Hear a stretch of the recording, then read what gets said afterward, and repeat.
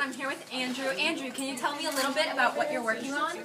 So I'm currently riveting these bottom sprocket brackets on in order to attach our chain up there, which allows this to roll. And it's powered by the motors back here. This is the outlet that I told you. Awesome. And what is this you're using? This is an air hydraulic riveter that uses air pressure and hydraulic fluid to rivet the material. Could you explain what riveting is? Basically, it pulls this bar back and then cuts it off, so this is pressed flat inside of what you're riveting, and it stays in place.